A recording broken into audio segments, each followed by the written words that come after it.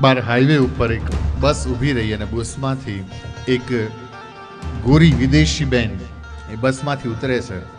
રાત્રિનો સમય હતો, અંધારું થયું હતું. એને જોઈને કોકની નજર બગડી, આને ભાષા ન આવડે. બીજા બધા નજીક આવે પહેલે એક રિક્ષા આવીને ઊભી રહી. અને સ્ત્રીમાં છે ને એક લક્ષણ હોય, સ્ત્રી છે ને આંખ ઓળખી જાય.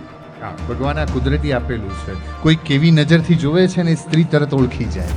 એટલે બેન આંખ ઓળખી ગઈ ને આ રિક્ષા આવી, આમાં કોઈ વ્યવસ્થિત હોય એવું લાગ્યું.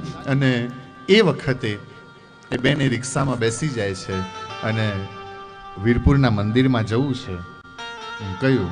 એટલે વીરપુરના ધર્મશાળાની અંદર રિક્ષા ઊભી રહી. અડધી રાત હતી, બધા સૂતા હતા અને બેન રિક્ષામાંથી ઉતરે છે.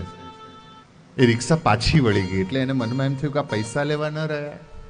સવારનો સમય થયો અને સવારના સમયમાં એ બેન જાગે છે અને પછી મંદિરમાં દર્શન કરવા માટે જવું છે.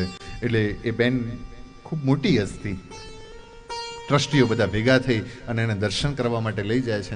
ધર્મશાળામાંથી બહાર નીકળતા હતા એટલે જલારામ બાપાનો ફોટો જોયો. ફોટો જોઈ અને બેન કહે છે કે I want to meet this main, મારે આમને મળવું છે.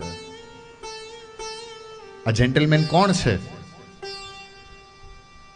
હવે ટ્રસ્ટીઓને વધારે કંઈ આવડે નહીં, પણ હવે એવું તો કહેવાય નહીં કે ડેટ, કારણ કે આપણે ત્યાં તો એ શબ્દ નથી.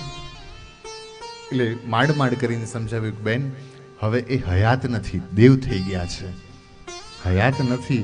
અને બેન એ વખતે જવાબ આપે છે, કોણ કે છે કે હયાત નથી? ગઈકાલે રિક્ષામાં આજ મને ઉતારી ગયા હતા. અહીંયા ગઈકાલે આજ મને ઉતારી ગયા હતા.